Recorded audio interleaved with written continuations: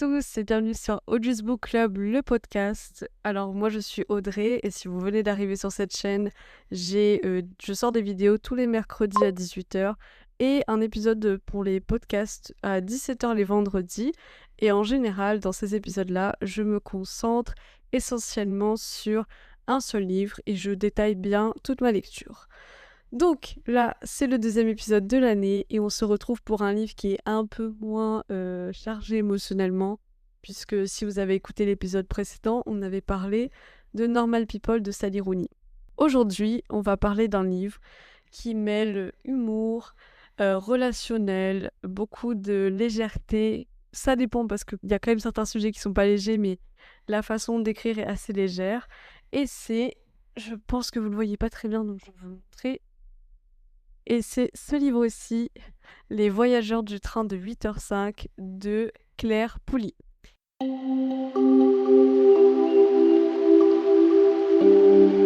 Donc, comme d'habitude, pour chaque épisode de podcast, je vais commencer par lire le résumé et ensuite vous faire un peu le déroulé de l'histoire et vous dire ce que j'en ai pensé, si j'ai aimé ça ou pas.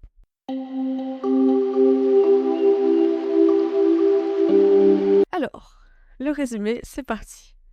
Yona, responsable du courrier du cœur dans un magazine féminin, n'aurait jamais songé à enfreindre la règle numéro 2 de l'usager du train de banlieue, qui est ne pas adresser la parole à son voisin.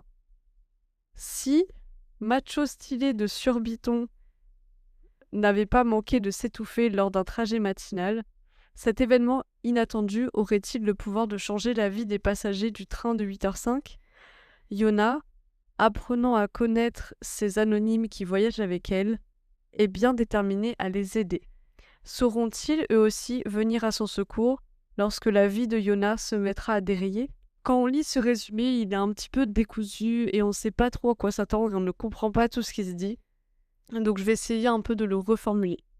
On a plusieurs personnages dans cette histoire, mais notre personnage principal, c'est Yona. Yona, elle a la cinquantaine, il me semble, 57 ans. Elle voyage dans ce train tous les jours depuis des années à la même heure, donc c'est le train de 8h05. Elle le prend en général à Hampton Court, peut-être, je ne sais pas comment on le dit exactement. Donc c'est une rédactrice en chef. Elle est connue pour être un peu fashionista, elle a toujours des tenues éclatantes et des tenues qui se démarquent beaucoup de ce qu'on peut voir dans le train. Et elle a toujours son petit chien, Lulu, c'est un bulldog français. Un jour, elle prend le train, comme tous les jours en soi, et un des hommes qu'elle croise souvent, toujours habillé en costume, assez stressé de la vie, s'étouffe avec un raisin. À ce moment-là, elle va crier, elle va dire est-ce qu'il y a quelqu'un qui est médecin à bord ? Il n'y aura pas de médecin à bord, mais il y aura un infirmier, et c'est Sanjay. Donc ce que je vais faire, c'est que je vais après présenter tous les personnages, mais là je vous montre un petit peu l'histoire. Donc Sanjay va sauver cet homme, et c'est à ce moment-là que ces personnages vont commencer à se parler. Donc là, je vais maintenant parler de chacun des autres personnages qui va apparaître dans l'histoire, parce qu'il faut savoir que ce livre est à plusieurs points de vue, mais il est très très bien écrit et on ne se perd pas, vous inquiétez pas. Le deuxième personnage qu'on voit dans ce livre après Yona, c'est Amy. Elle prend le train à Thames Ditton. Et elle est trentenaire, elle travaille dans la publicité, elle n'est pas forcément fan de son travail, c'est pas qu'elle aime pas la publicité, c'est qu'elle n'aime pas forcément ce qu'elle met en avant en tant que publicité. Et elle est dans une relation depuis quelques années. Ensuite, on a un autre personnage qui est Pierce. Pierce, c'est donc cet homme qui va s'étouffer sur un raisin. Donc lui, il a un emploi, il travaille dans tout ce qui est stock market, donc il a un boulot qui est assez stressant, il a une vie de famille, donc une femme et 2 enfants. Mais il a un petit truc, c'est qu'il n'aime pas du tout son travail. Ça ne lui plaît plus depuis quelques années et il envisage de changer de travail. Ensuite, nous avons Martha, donc c'est une jeune lycéenne. Elle a subi du harcèlement lorsqu'elle était à l'école. Toujours d'ailleurs quand on est dans cette histoire. Et elle tente de trouver un échappatoire à cette bulle de l'école. Puis on a Sanjay, que j'ai déjà mentionné. Donc Sanjay, c'est l'infirmier, c'est celui qui va sauver Pierce d'un étouffement probable. Et lui, il a un très grand cœur et en fait, il a un crush sur Amy, sauf qu'il est très très très très timide et très maladroit, donc il n'arrive pas du tout à lui parler. Donc là, c'était un peu son moment pour briller. Et le dernier personnage qu'on a, c'est David. Alors lui, il est retraité, il me semble, je ne suis pas sûre. Non, il n'est pas encore retraité. David, il est sexagénaire, c'est un avocat. Et lui, il a des petits soucis au niveau de communication avec sa femme. Là, on a un peu tous les personnages. Et on peut se demander comment ça se fait qu'ils vont parler, parce qu'en soi, s'étouffer sur un raisin, c'est pas forcément le lieu pour ensuite discuter de ses problèmes à l'école ou au travail. Et en fait, la clé à tout ça, c'est Yona. Yona, c'est un personnage qui n'a pas la langue dans sa poche, qui ne retient pas du tout ses remarques, qui va parler à n'importe qui si elle décide de le faire, parce qu'elle a des règles que j'avais brièvement énoncées grâce au résumé. Donc là, je vais revenir sur Yona et ses règles. Yona suit des règles qu'elle a définies lorsqu'elle a commencé à prendre le train. Donc il y en a plusieurs, il y en a 5 il me semble. La première, c'est toujours être prête à toute éventualité. Donc elle a toujours un sac bien rempli. Euh, il faut toujours avoir un emploi pour prendre le train. Je ne sais pas pourquoi, c'est une de ses règles. Ne jamais parler aux inconnus dans le train. Ne pas consommer de nourriture chaude dans le train. Ne jamais céder un siège une fois occupé, sauf si c'est pour une femme enceinte, une personne âgée ou si Yona vous le demande. Donc elle brise sa propre règle. Et donc, comme j'ai dit, toujours se préparer à toute éventualité. Et lorsque cet incident arrive, elle va briser cette règle, puisqu'elle va parler à Pierce. Et pour vous montrer à quel point on n'a pas la langue dans sa poche, je vais vous lire leur petite interaction dans le livre. Et puis ça pourra vous donner le ton de la lecture aussi. Vous pourrez peut-être vous demander si ça vous intéresse ou pas. Yona Iverson, siffla-t-elle en lui présentant de mauvaise grâce sa main baguée aux ongles acérés qui se resserra avec force sur la sienne. Donc ça, c'est quand elle parle avec Pierce. Pierce qui dit « Madame Iverson, pourquoi vous et votre adorable petit chien me décrivez-vous comme un toxique? Ça m'a beaucoup blessé, je vous le jure. » La main sur le cœur, il prit son air de labrador mélancolique, celui qu'il employait il y a quelques années pour convaincre un jeune stagiaire de lui apporter des donuts ou d'aller récupérer son costume au pressing. À l'époque où ce genre de requête innocente, à ses yeux, ne vous envoyez pas tout droit au bureau des RH pour harcèlement. « Je vous connais, les hommes dans votre genre, » lâcha-t-elle, sans montrer le moindre signe de dégel. « Ah, et quel est mon genre » répliqua-t-il, goguenard, en repliant ses doigts en forme de guillemets. « Justement, le genre irritant qui mime les guillemets, qui parle trop fort, qui s'étale sur la banquette, qui explique à une femme sur un ton paternaliste ce qu'elle sait déjà, qui se croit mieux que les autres, qui juge chaque chose à l'aune de son prix et pense que la richesse est ce qu'il y a de plus important au monde, qui est persuadé que son charme factice va le tirer de toute situation. Stop! Pierce ne s'attendait pas à une liste de griffes aussi longue. Comme il n'était pas seul dans le compartiment, il craignait que des passagers l'aient entendu et lui donnent raison. « Écoutez, vous ne me connaissez pas. Vous vous contentez de répéter des stéréotypes haineux.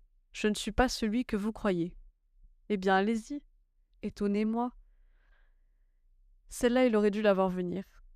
Il en aurait eu des choses surprenantes à raconter, bien plus qu'il ne voulait l'admettre, mais il avait pris soin de ne jamais les partager, et ce n'était pas aujourd'hui qu'il allait commencer. Yona Iverson fit apparaître un flacon et un verre de son énorme sac qui lui rappelait le cabas de Mary Poppins et qui semblait renfermer des breuvages adaptés à chaque occasion. Pierce n'aurait pas été surpris d'en voir sortir de son sac un sabre laser ou une baguette magique. Donc on peut voir que directement, Yona n'a pas du tout la langue dans sa poche et que si elle a quelque chose à dire, elle ne va pas se retenir de le dire, mais c'est pas pour autant qu'il y a de l'animosité entre eux. Elle expose juste ce qu'elle pense connaître de lui. Et au final, on va voir à travers le livre que non, Pierce n'est pas cet homme qui va mansplain tout ce qui se passe dans sa vie, pas du tout. En fait, il a quitté son travail depuis quelque temps, mais il l'a dit à personne. Et il prend le train tous les jours pour faire comme s'il va au travail pour pas décevoir sa femme. Et donc là, on voit un petit peu le ton. On voit un peu le ton comique qui est assez théâtral de ce livre et je pense que c'est quelque chose que j'ai beaucoup apprécié.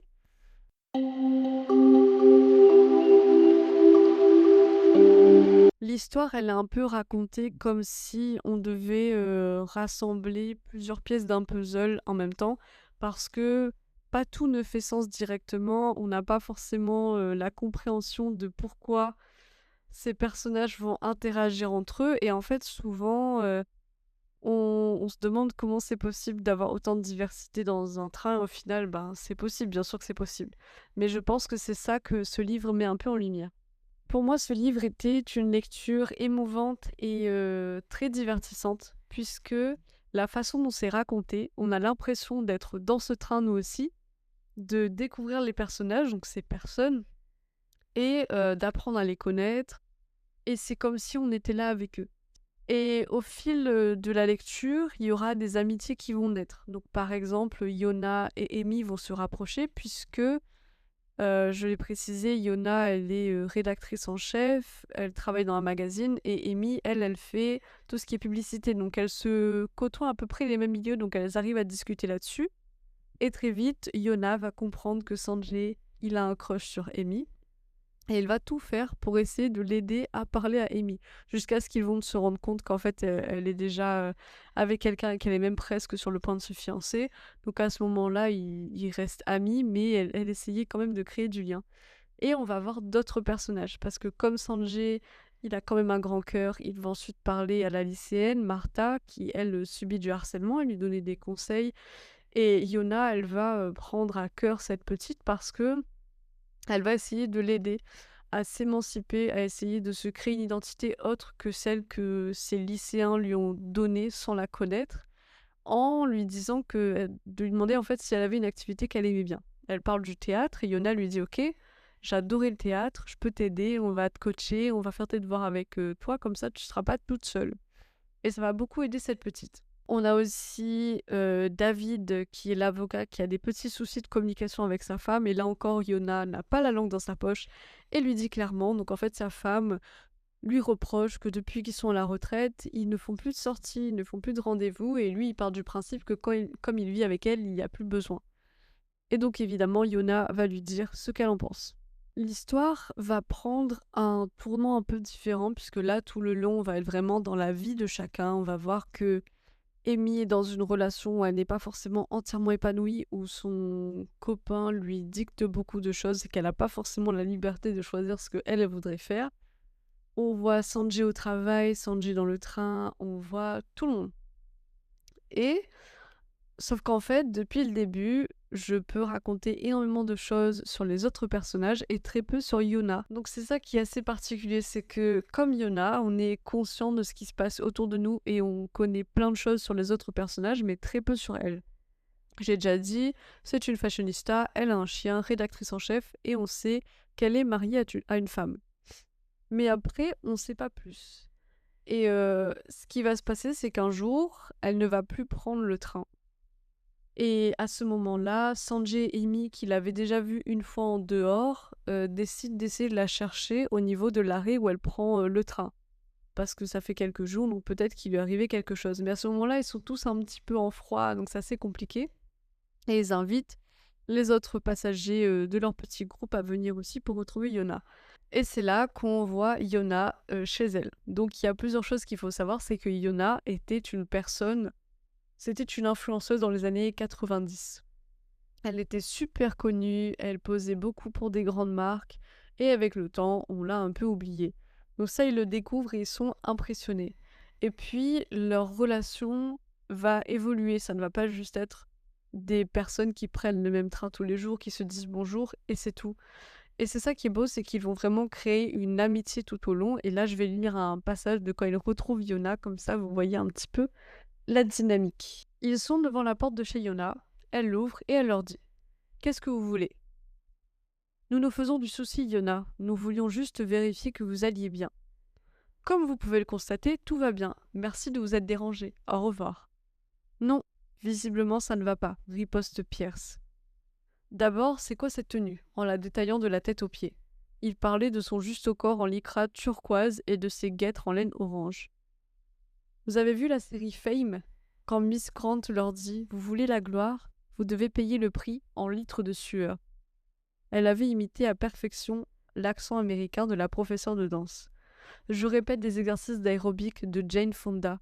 Les plus anciens, vous savez, ceux des années 80. Ce sont les meilleurs. Nous avons appris pour votre travail, dit Pierce. Je suis désolée. Il y a quelque chose que je n'ai pas dit à la suite de ce passage, c'est que la raison pour laquelle Yona ne prend plus le train, c'est parce qu'elle a été licenciée. Ils ont considéré que comme elle est vieille, elle n'est pas assez dans le coup et ne sait pas comment parler aux jeunes et donc elle ne peut plus continuer à donner des conseils puisque l'audience a changé. Donc il la licencie, elle le dit à personne et elle ne vient juste plus prendre le train. Nous avons appris pour votre travail, dit Pierce. Je suis désolée. Ces 3 mots firent voler en éclats son simulacre de gaieté et de bravade. Elle se laissa glisser par terre et se mit à pleurer. Pierce s'accroupit à côté d'elle. Il ne manquait plus qu'il ne me console en prenant dans ses bras. Parce que bon, on sait, c'est la personne avec qui elle était un peu véhémente au début, donc forcément elle a du mal à se dire qu'ils sont devenus amis. Il lui dit « Je sais ce que vous ressentez, Yona. J'ai été viré il y a 3 mois, lui annonça-t-il. Yona renifla et s'essuya le nez du revers de la main. « Vous plaisantez. Je vous ai vu tous les jours dans le train. » Je faisais semblant parce que je n'acceptais pas la réalité. J'avais trop honte. À ces mots, Yona sentit leurs 2 mondes, si opposés, se connecter en quelques secondes, accompagnés du sentiment réconfortant d'être comprise. « Pierce, vous devez vous souvenir de la règle numéro 1 de l'usager du train de banlieue. Toujours avoir un travail où aller. » Ils échangèrent un sourire complice. Évidemment, je me suis quand même pas mal retenue et je n'ai pas parlé de tous les passages du livre parce que le but c'est que vous le lisiez et que vous appréciez cette lecture qui est très divertissante, très rapide, captivante. Donc il y a encore plein d'éléments que vous pouvez découvrir sur ces personnages, mais je pense qu'ils valent votre attention. Alors, ce que j'ai aimé dans ce livre, c'est que l'univers est accrocheur, facile à lire. Les personnages sont vraiment intéressants, ils ont tous quelque chose à apporter. Et je pense que l'intérêt, c'est justement de voir que on est tous un peu différents et que on peut tous quand même communiquer, échanger sur plein de sujets. Donc ça, je trouve que c'est cool. L'idée que ce sont des gens qui prennent le train de base et qui deviennent des amis, moi, je trouve ça plutôt chouette. Ça arrive pas souvent, mais c'est quand même chouette. Et ouais, c'était une lecture trop cool et l'humour de Yona notamment donne envie de continuer ce livre et de savoir où ça va. Les points négatifs. Alors, à mon sens, le seul point négatif de ce livre, c'est que on est souvent beaucoup dans le train et la fin, il y a quand même un petit plot twist. Et je pense que ce plot twist aurait pu être légèrement plus développé. Peut-être vers la moitié du livre déjà amorcer la chose, mais c'est le seul truc que j'ai à redire. Puisque je pense que c'est vraiment c'était une de mes meilleures lectures là de 2024. Donc je tiens à dire merci à ma copine Janice de m'avoir offert ce livre à Noël parce qu'il était vraiment trop trop bien. Et je sais qu'elle attend d'ailleurs de le lire, donc voilà. Donc c'est un peu ce que j'ai à dire sur cette lecture. En conclusion, lecture facile, lecture amusante, lecture cosy, personnage vivant, chaleureux et petite bulle de parenthèse un peu. Et ça donne presque envie de pas être sur ce téléphone tout le temps dans le train et d'essayer de parler à des gens. Presque. J'espère que cet épisode vous a plu. Si vous a plu, eh bien, je vous invite à écouter le premier qui est déjà sorti sur YouTube. Si vous écoutez cet épisode sur Spotify, vous avez tous mes épisodes depuis 2023 et il y en a quand même beaucoup. Et puis, je vous dis à très bientôt puisqu'on se retrouve la semaine prochaine.